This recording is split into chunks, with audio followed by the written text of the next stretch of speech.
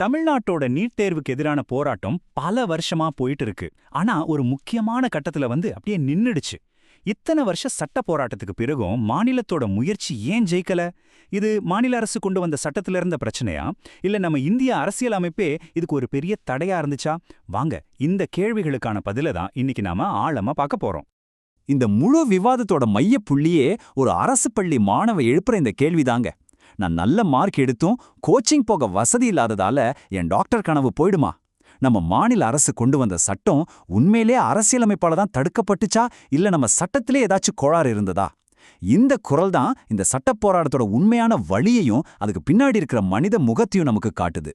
சரி, தமிழ்நாடு இந்த விஷயத்துல எப்படி படிப்படியா முன்னாடி போனாங்கன்னு பார்க்கலாம். எல்லாமே ரொம்ப திட்டமிட்டு தான் நடந்தது. 2021 தேர்தல் அறிக்கையில கொடுத்த வாக்குறுதிப்படி ஆட்சிக்கு வந்த உடனே ஜூன் மாசம் ஜஸ்டிஸ் ஏ.கே. ராஜன் தலைமையில ஒரு கமிட்டியை அமைச்சாங்க. நீட்டோட தாக்கம் என்னன்னு ஆராய்ஞ்சு அந்த கமிட்டி ஒரே மாசத்துல ஜூலைல தன்னோட ரிப்போர்ட்டே கொடுத்தது. அந்த ரிப்போர்ட்டோட அடிப்படையில செப்டம்பர் 2021ல நீட் விலக்கு மசோதா நம்ம சட்டமன்றத்துல ஒருமனதா நிறைவேற்றப்பட்டது. இப்போதான் அசல் சட்ட போராட்டமே ஆரம்பிக்குது. ஒரு விஷயத்துல சட்டம் இயற்ற அதிகாரம் யாருக்கு இருக்கு? மத்திய அரசுக்கா இல்ல மாநில அரசுக்கா? இதுதான் அரசியலமைப்புல இருக்கிற மிக அடிப்படையான கேள்வி. நம்ம அரசியலமைப்பு அதிகாரங்களை 3 தனித்தனி பெட்டியா பிரிக்குதுன்னு சிம்பிளா வச்சுக்கலாம். முதல் பெட்டி யூனியன் லிஸ்ட். இதுல இருக்கிற பாதுகாப்பு, வெளியுறவு மாதிரி விஷயங்கள்ல மத்திய அரசு மட்டும்தான் சட்டம் போட முடியும். 2வது பெட்டி ஸ்டேட் லிஸ்ட். இதுல போலீஸ், விவசாயம் மாதிரி விஷயங்கள்ல மாநில அரசுகளுக்கு முழு அதிகாரம் உண்டு. 3வதா ஒரு பெட்டி இருக்கு, அதுதான் கன்கரண்ட் லிஸ்ட், அதாவது பொதுப்பட்டியல்.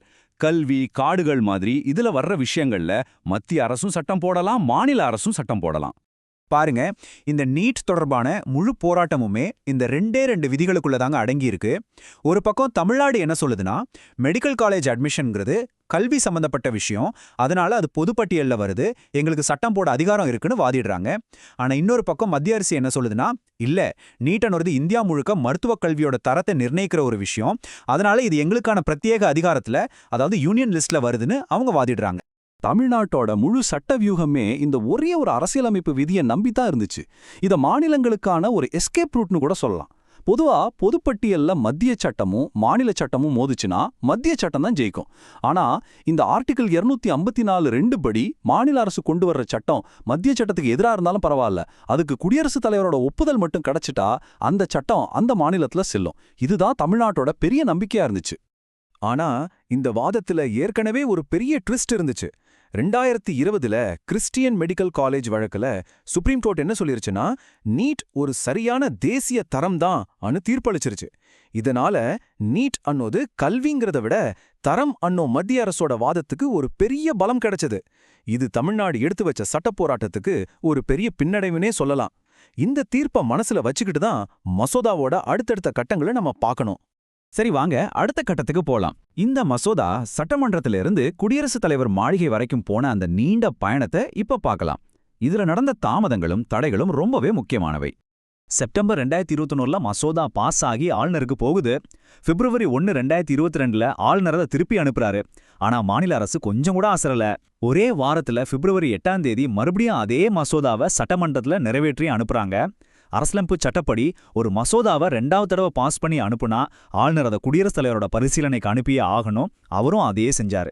மசோதா குடியரசுத் தலைவர் ஆபீஸ்க்கு போனதுக்கு அப்புறம் என்னாச்சு தெரியுமா?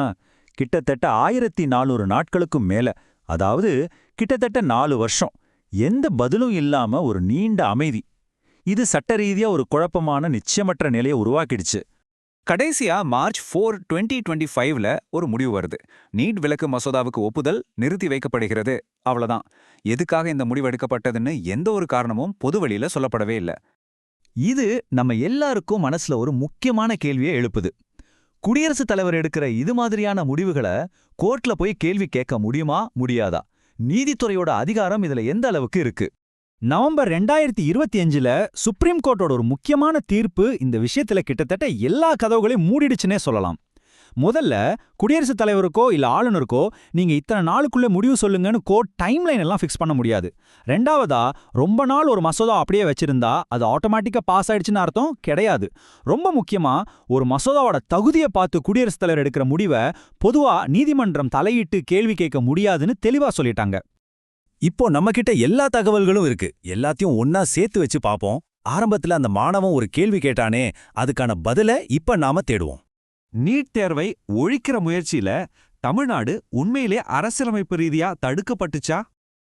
இதுக்கு சுத்தி வளைக்காம நேரடியான தெளிவான பதில் ஆம். அதுவும் ஒன்னில்ல 2 முக்கியமான அடிப்படை காரணங்களுக்காக இந்த தடை ஏற்பட்டுச்சு. சுருக்கமா சொல்லணும்னா தமிழ்நாடு 2 பெரிய அரசியலமைப்பு சுவர்கள்ல போய் மோதிருச்சு. முதல் சுவர் அதிகார வரம்பு சுவர். நீட்டுங்கிறது ஒரு தரம்னு சுப்ரீம் கோர்ட் ஏற்கனவே சொல்லிட்டதால மாநில அரசோட சட்டத்துக்கு அதை மீற அதிகாரம் இல்லாம போச்சு. 2வது சுவர் ஒப்புதல் வழங்கும் சுவர். எந்த காரணமும் சொல்லாம ஒரு மசோதாவை நிராகரிக்கிற குடியரசுத் தலைவரோட அதிகாரத்தை கோர்ட்ல கேள்வி கேட்க முடியாதுங்கிறது தாண்டவே முடியாத ஒரு கடைசி தடையா அமைஞ்சிடுச்சு. சரி, அரசியலமைப்பு பாதை அடைக்கப்பட்டிருக்குன்னு நமக்கு இப்ப புரியுது. ஆனா இந்த சட்ட விவாதங்களுக்கு மத்தியில களத்துல உண்மையிலே பாதிக்கப்பட்டது யாரு? இந்த சட்ட போராட்டங்களுக்கு அந்த பக்கம் மாணவர்களோட வாழ்க்கையில என்ன மாற்றம் நடந்தது? இதுக்கான பதில் டேட்டால இருக்கு. ஒருவேளை அடுத்த பகுதியில நாம அதை பத்தி விரிவா பார்க்கலாம்.